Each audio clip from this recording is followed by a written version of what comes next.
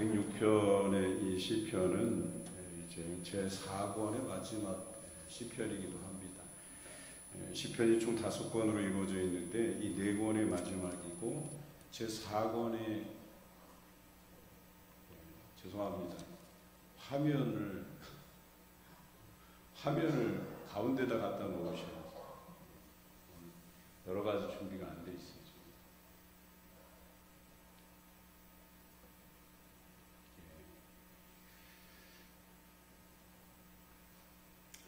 제4권까지의 주제가 이 다윗 왕조의 부흥에 대한 이야기를 다루고 있어요. 그래서 주로 다윗 왕조가 어떻게 무너졌는가 여기에 대한 물음을 던지고 있는 시편들이 많습니다. 그래서 오늘 106편은 그들이 생각했던 다윗의 왕조는 하나님께서 약속하신 왕조였잖아요. 다윗에게 약속하신 것이 다윗의 왕조, 즉 다윗의 후손들이 왕위를 대대로 이어갈 것이다 라고 하는 약속을 주셨어요. 그 말인즉 이 나라가 망하지 않고 하나님께서 보호하심을 통해서 지속적으로 유지될 것을 이야기했단 말이에요. 그런데도 불구하고 바벨론의 침략으로 그들이 망하게 되고 포로로 잡혀가는 일들이 발생하게 되고 이것에 대해서 그들이 충격을 받았던 거예요. 분명히 하나님의 언약은 우리를 보호하시고 다윗의 왕조가 계속해서 이어져 갈 것을 약속하셨는데 왜 이 나라가 망하게 되었는가에 대한 물음을 하나님께 드리기 시작해요. 그런데 선지자들을 통해서 누누이 이 백성이 여러 가지 죄악을 지었는데 그 중에 가장 하나님께서 싫어하시는 것이 다른 신들을 섬기는 것이었어요. 그들이 가나안에 들어갈 때 하나님께서 누누이 당부한 것이 있죠. 모세를 통해서 여호수아를 통해서 가나안의 신들을 섬기지 말 것에 대해서 이야기했어요. 그런데 그들이 가나안의 신들을 섬기면서 하나님께서 이 언약을 다시 한번 갱신하시는 거예요. 갱신이라는 표현이 좀 나쁜 표현으로 하면 이제 하나님께서도 이 언약을 계속해서 유지해 갈 필요가 없다라고 하는 것을 느끼신 것이죠. 그들이 충실히 하나님만 섬기겠다고 하는 그 약속, 다짐 이것을 지키지 않았다는 거예요. 이제 더 이상 그들을 하나님의 보호의 손길 안에 놓을 필요가 없어진 것입니다. 그래서 그 하나님의 보호의 손길이 거두어지자 그들은 영원할 것 같았던 그 다윗의 왕조가 결국 무너져 내리는 경험을 했다라고 하는 거예요.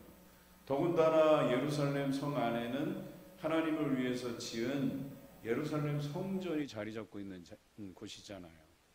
또 그 예루살렘 성전에 하나님이 임재하고 계시기 때문에 결코 예루살렘과 그 안에 있는 예루살렘 성전이 파괴될 것이라고는 생각지도 못했다는 거예요. 그런데 중요한 것은 하나님의 보호의 손길이 거두어지자 예루살렘 성벽이 점령되고 또 무너지고 예루살렘 성전마저도 파괴되는 이 엄청난 충격을 그들이 받았다라고 하는 것입니다. 그래서 오늘 이 시편의 저자가 노래하는데 우리가 왜 망하게 되었을까라고 하는 그 해답을 13절에서 찾고 있어요. 우리 13절 같이 읽겠습니다.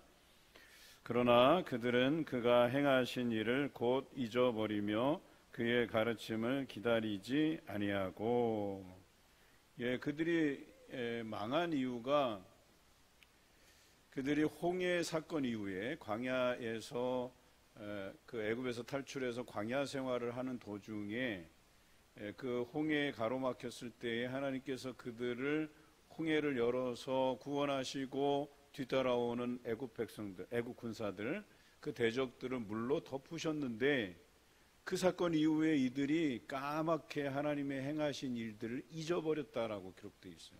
심지어는 하나님께서 가르치시는데 그 가르치심도 받지 아니했다 이렇게 표현하고 있어요.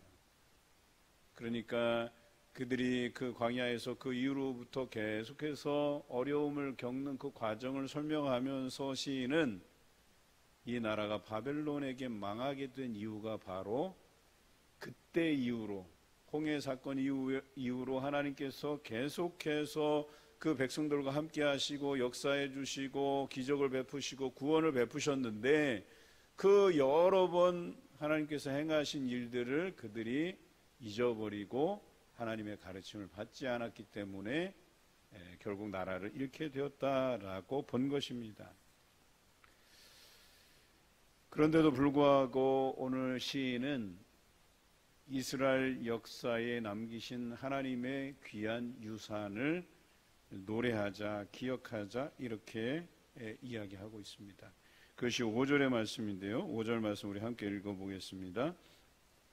내가 주의 택하신 자가 형통함을 보고 주의 나라의 기쁨을 나누어 가지게 하사 주의 유산을 자랑하게 하소서.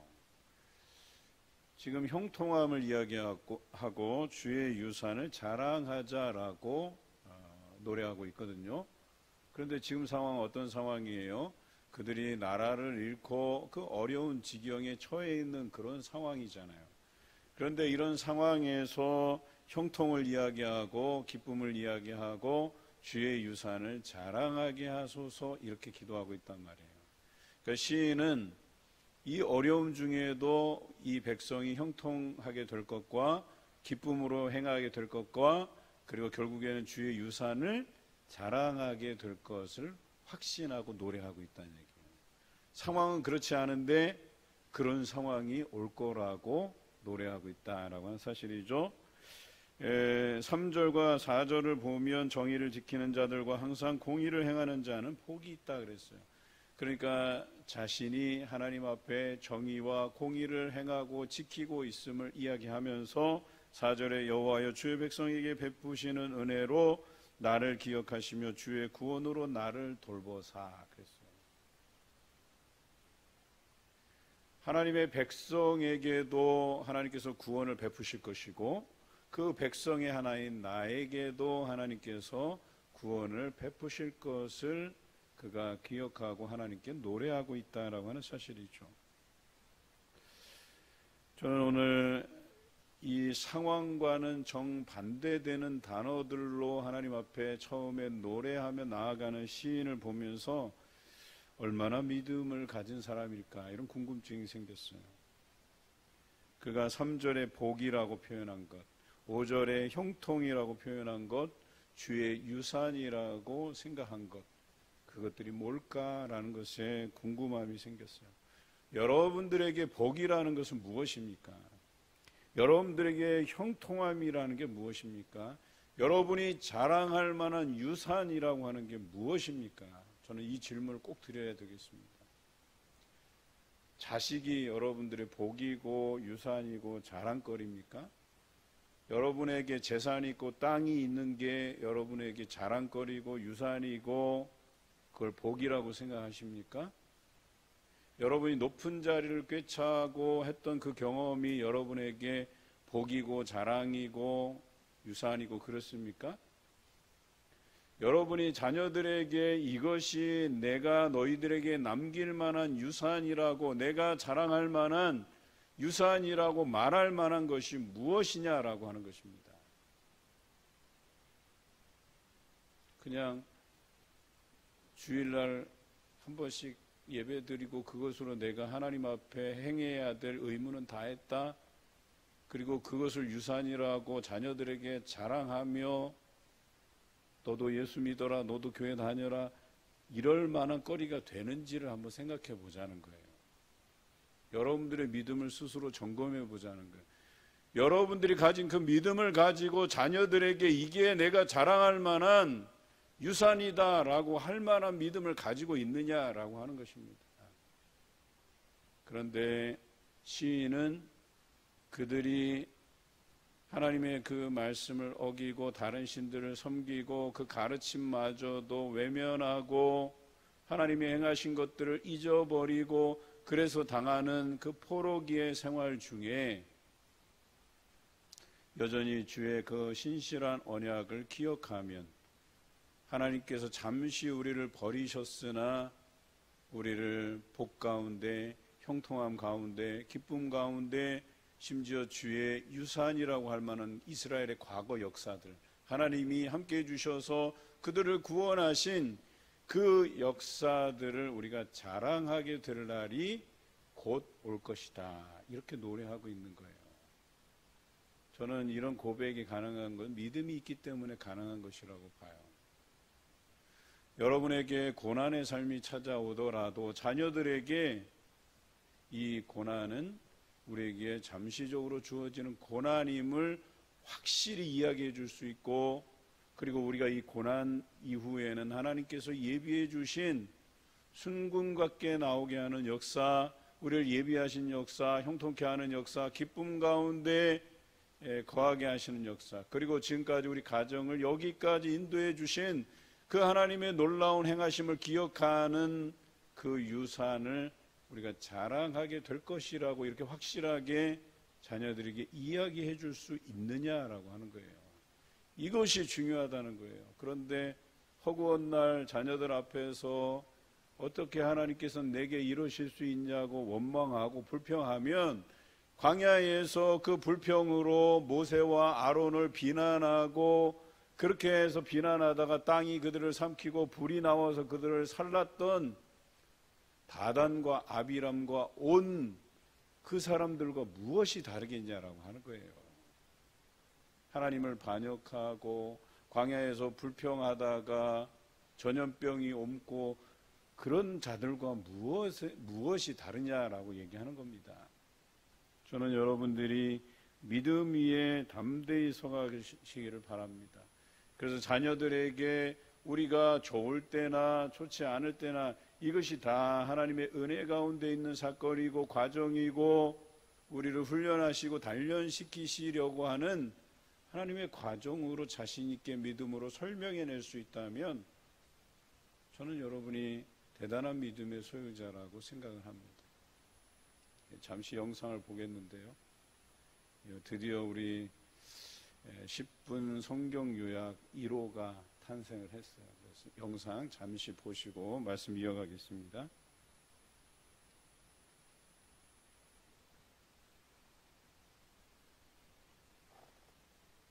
우리가 사도행전 7장의 스데반처럼 성경 전체를 틀리지 않게, 치우치지 않게, 선을 넘지 않고 사람들 앞에서 10분 안에 이야기한다면 하나님께서 얼마나 기뻐하실까요? 성경 창세기부터 요한계시록까지 66번은 하나의 이야기입니다. 창세기는 하나님의 천지 창조, 노아 홍수 심판, 하나님의 마음 이야기를 담은 역사 이전의 역사, 원역사로 시작됩니다. 이어서 모리아산 번제로 하나님과 친구가 된 아브라함, 흉년의 100배 결실을 거둔 이삭,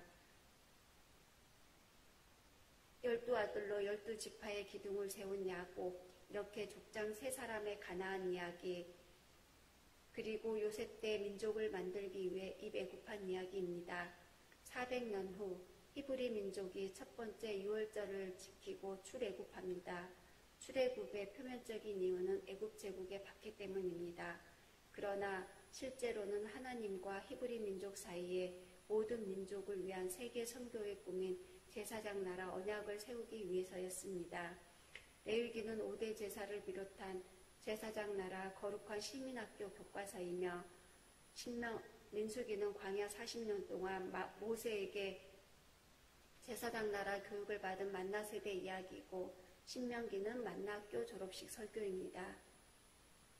만나학교 졸업생들이 약속의 땅 가나안에 48개 관공서를 중심으로 제사장 나라를 세운 이야기가 여호수아이며, 사사기는 350년 동안 제사장 나라 징계 1단계 흉년 징계와 2단계 수탈 징계 가운데 진행된 사사들을 통한 구원 이야기이고, 룻기는 사사시대 제사장 나라 교육 성공 사례입니다. 네, 여기까지요. 사무엘이 어떠셨습니까? 우리 드디어 1호가 탄생을 하셔서 얼마나 감사한지 모르겠습니다.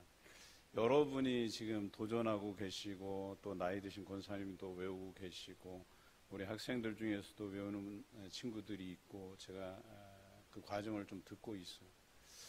점차 이제 더 진행이 되면서 많은 분들이 이제 암송하게 될 것이라고 확신하는데요. 여러분, 자신 있게 자녀들에게 성경의 이야기를 들려줄 수 있어야 되지 않겠습니까? 성경의 이야기뿐만 아니라 여러분들의 믿음의 고백을 자녀들에게 자신 있게 이야기해 줄 수 있어야 되지 않겠습니까? 이스라엘의 역사만 이야기해 주는 것이 아니라 우리 가정의 역사, 하나님께서 이끌어 주신 여러분의 가정의 역사를 자신 있게 믿음 있게 말씀해 주셔야 되는 건 아니겠습니까?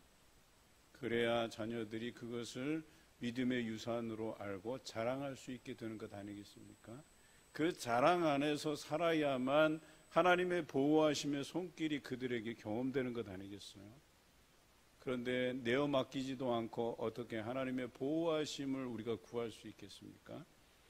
그런데 오늘 이 시인은 바로 그 믿음 안에서 노래하고 있다라고 하는 거예요. 현실과는 다른데, 현실은 어려운 지경에 포로기에서 부른 노래이기는 하나 그는 새 희망을 노래하고 있다라고 하는 것이죠. 그리고 그가 처음 언급한 내용이 바로 홍해의 기적이었었어요. 내 조상에게 하나님께서 베푸신 구원의 역사가 홍해의 기적이었다고 오늘 성경에 언급하고 있습니다. 그런데요, 그들 역사 안에 늘 하나님의 구원을 이야기할 때는 이 홍해의 사건부터 시작되는 거예요. 여러 번 그 나라를 구원해 주신 그 역사 안에서의 경험들이 있는데 그 첫 번째가 바로 이 홍해의 사건이었었어요. 그런데 우리 민족에게는 없느냐? 있지요. 우리 기독교인들이라면 누구나 다 아는 사실이죠. 6.25 전쟁이 그랬습니다. 여러분, 6.25 전쟁이 발발하고 북한이 소련제 탱크 240대를 몰고 쳐들어왔어요. 그때 그들이 소련에게 했던 말이 일주일이면 이 나라를 다 정복할 수 있다고 했어요. 그런데 3일 만에, 3일도 안 됐죠. 우리 서울까지 진격하는데 얼마 걸리지 않았어요. 쭉. 그런데 희한하게도 서울에서 3일간을 그들이 머물렀다는 얘기예요. 무슨 이유 때문인지 몰라요. 그냥 그대로 계속 진격했으면 그냥 우리나라 땅덩어리는 다 점령됐을 거예요. 그런데 서울에서 3일을 지체해요. 그리고 그 사이에 유엔의 상임이사국 5개국이 모여서 여기에 병사를 보낼 거냐 말 거냐를 결정하게 되는데 이 5개 상임이사국 중에 소련이 거기 들어가 있어요. 그런데 이 전원 합의체이기 때문에 소련이 반대하면 군사를 파견할 수가 없는 거예요. 그런데 그 상임이사국 모임에 소련이 참석을 하지 않습니다. 그래서 4개국이 파견을 결정하고 병사들을 우리나라에 보내게 돼요. 이게 과정이에요. 그런데 동시에 부산으로 피난 간 우리 국민들 중에 기독교인들이 어린이서부터 노인까지 교회에 모여서 기도하게 돼요. 거기서 기도했던 게 뭔지 아세요? 회개의 기도였었어요. 우리가 이 지경에 이르게 된 것이 우리의 죄악 때문이라고 회개의 기도를 드리기 시작합니다. 그리고 그냥 모여서 뭐 1시간쯤 예배 드리고 기도하고 간 게 아니에요. 밤낮 없이 기도했어요. 밤낮 없이. 여러분, 그 기도에 하나님께서 응답하시고 북한군이 서울에서 3일을 머물고 그 사이에 유엔의 그 상임이사국 중에 소련 대표를 제외하고 불참했으니까 4개국이 동의해서 우리나라에 군대를 파견하는, 그래서 이 나라가 북한군에 점령되지 않고 끝까지 항전하다가 역전하는 역사가 일어난 겁니다. 여러분, 홍해의 역사와 무엇이 다릅니까? 똑같은 사건이에요. 하나님께서 자기 백성을 구원해 주시는 역사였단 말이에요. 그런데 우리는 이 역사를 자꾸 잊으려고 해요. 우리 후손들에게 6.25 이야기하면 그게 뭐냐고 묻는 아이들이 많습니다. 이제 점차 우리가 그것에 대해서 이야기하지 않는 시대로 가고 있어요. 이스라엘과 똑같은 전철을 밟고 있는 거예요. 겉에서 볼 때는 외국인들이 야, 이거 당장이라도 전쟁 날 것 같은데 라고 봐요. 우리의 입장을. 그런데 우리들은 두 가지 부류로 나누어져 있어요. 첫 번째 부류는 믿음 있는 부류들이에요. 결코 우리가 기도하는 한 전쟁이 일어나지 않을 것이라고 믿는 사람들이 있는가 하면, 또 한쪽은 아예 모르는 거예요. 이것에 대한 위험함이나 이 부분에 대해서 전혀 무감각해져 있는 사람들이 있다는 거죠. 그러니까 외국 사람들이 볼 땐 참 이상한 거예요. 당장이라도 전쟁이라도 이상하지 않는 상황인데 한국 사람들에게서는 전혀 그것에 대한 어떤 반응, 걱정하고 근심하고 짐 싸고 해외로 탈출하고 이런 조짐이 없는 거예요. 무엇 때문일까? 저는 전자이기를 원해요. 믿음 때문에. 여전히 이 땅에 기도하는 사람들 때문에 우리 하나님께서 그 보호의 손길을 우리에게 놓지 않으신다고 하는 그 믿음으로 이 나라가 보존되고 이끌어져 가기를 바라요. 그런데 그런 사람이 사라지는 순간에 우리 후손들이 그 과거에 하나님께서 함께 해주셨던 그 역사의 유산에 자랑할 만한 것들도 잊어버리고, 그리고 결국에는 어떻게 되겠어요? 이 나라가 전쟁으로 망하거나 방종으로 망하거나. 그래서 오늘 이 시인은 자신뿐만 아니라 이 조국의 미래, 자신이 몸담고 있는 공동체의 미래를 놓고 그들이 다시금 과거 그 이스라엘 역사의 주의 유산을 자랑하면서, 그 자랑하며 하나님 앞에 회개하며 돌이키면 주의 그 성실한 언약을 부여잡으면 우리가 망하지 않고 다시금 회복될 것이라고 하는 그 믿음을 가진 것처럼 우리도 이러한 믿음으로 살아가야 될 것이라고 이야기하는 것이죠. 7절부터 11절까지 홍해의 기적, 그리고 10절과 11절에 시인이 이렇게 노래합니다. 그들을 그 미워하는 자의 손에서 구원하시며 그 원수의 손에서 구원하셨고, 그들의 대적들은 물로 덮으심에 그들 중에 하나도 살아남지 못하였도다 라고 노래하고 있어요. 이게 그가 자랑할 만한 유산이에요. 그런데 자랑할 만한 유산뿐만 아니라 이 유산이 있기 때문에 그것을 기억하고 하나님 앞에 이렇게 믿음으로 기도할 수 있는 것에 감사하고 있다는 사실이에요. 여러분에게 이 나라의 역사뿐만 아니라 여러분 가정에 함께해 주신 하나님의 역사하심, 그 하나님의 행하신 일들에 대한 기억, 그러면 그것이 반드시 있어야 된다는 거예요. 있으실 거예요. 그런데 그 기억들을 우리 자녀들에게 이야기해 주고 하나님께 우리가 의지하고 그분의 가르침을 받는다면 하나님께서 우리에게 언약하신 것은 신실하고 영원히 지켜질 것이라고 하는 그 가르침을 주어야 된다는 것이죠. 그런데 13절에 아까 읽은 것처럼 그가 행하신 일들을 잊고 또 그 가르침을 기다리지 아니하였다 그랬어요. 그래서 이 백성이 망하게 되었다고 노래하고 있는 것이죠.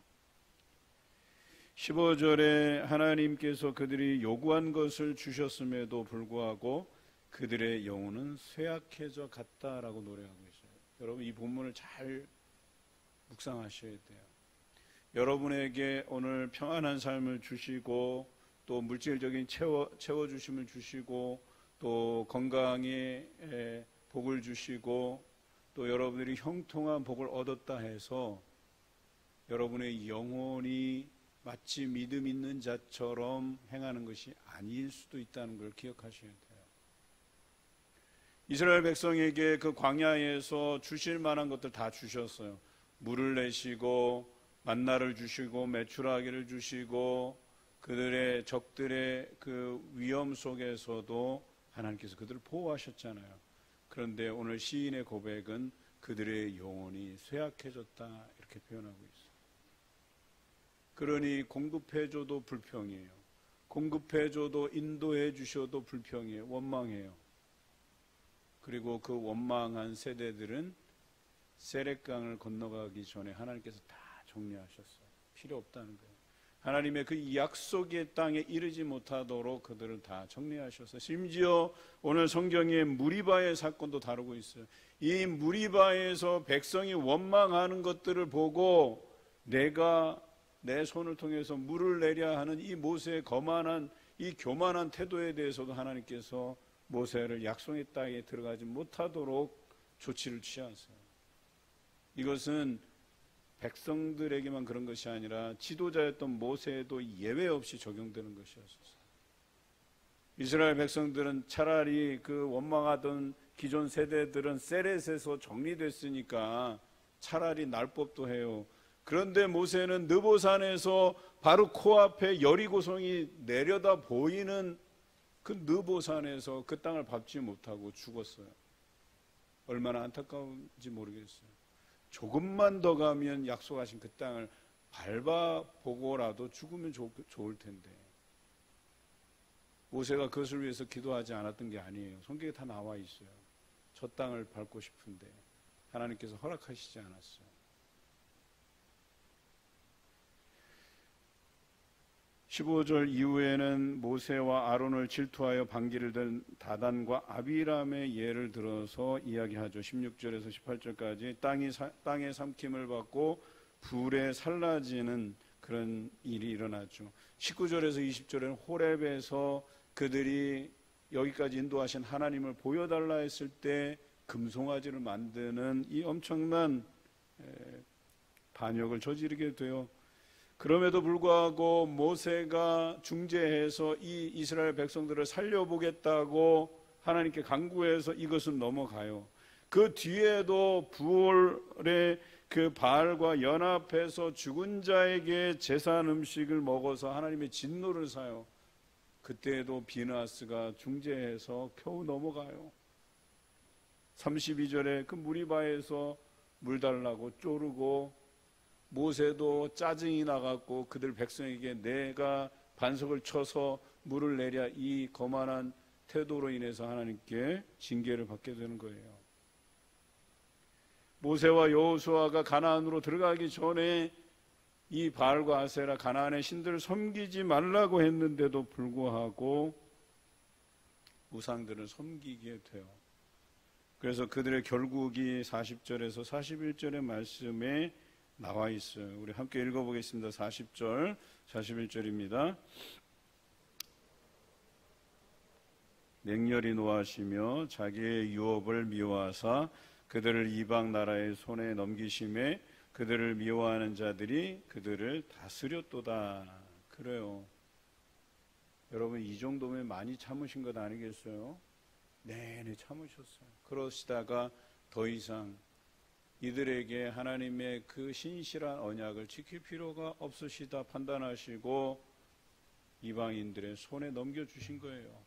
그래서 바벨론 포로기 70년을 그들이 그곳에서 지내게 되었다라고 하는 것이죠.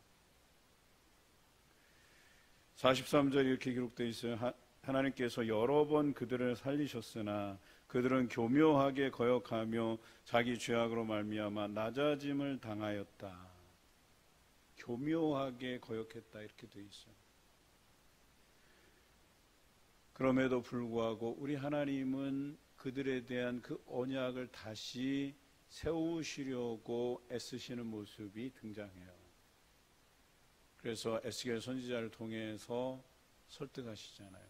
너희가 마음을 돌이키면 다시 그 언약이 유효하게 해주시겠다고 약속해 주시잖아요.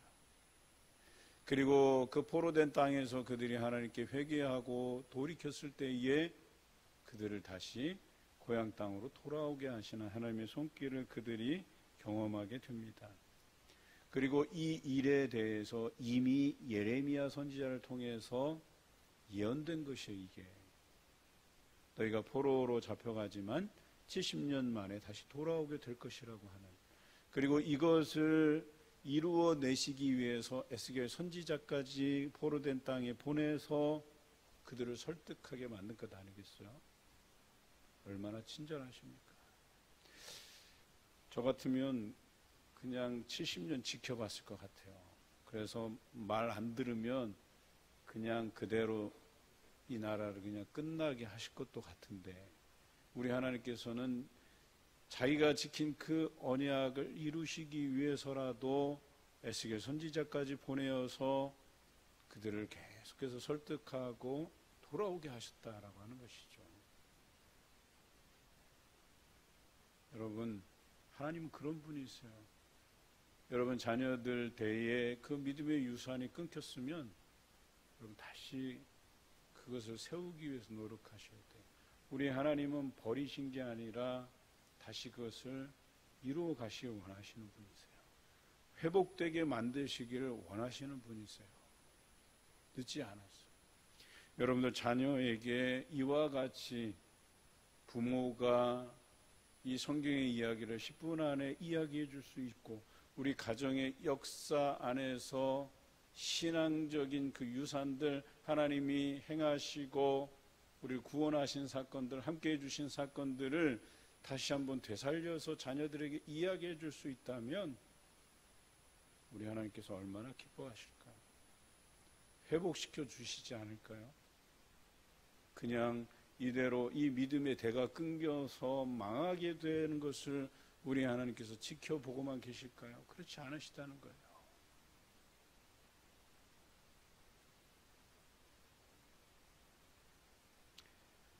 하나님의 언약을 기억하고 하나님의 인자하심을 노래하고 회개하며 부르짖는 기도를 하나님께서 들으십니다. 오늘 시인이 그런 믿음의 확신을 가지고 하나님 앞에 기도하는 것입니다.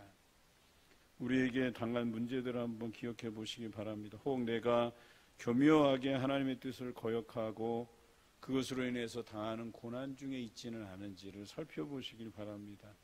그렇지 않다고 해도 우리에게 좋은 자리 주시고 형통케 하시고 물질로 채워주시고 그럼에도 불구하고 우리의 영혼이 쇠약해져 가는 것은 아닌지를 살펴보시기를 바랍니다. 그래서 날마다 하나님의 언약을 기억하고 그 언약을 붙들고 말씀 안에서 하나님의 그 구원하심을 다시 한번 기억해내고 그 믿음대로 우리가 살아가는지를 점검하시고 그래서 그것으로 인해서 우리에게 하나님의 회복의 손길이 경험되시기를 주님의 이름으로 기원합니다.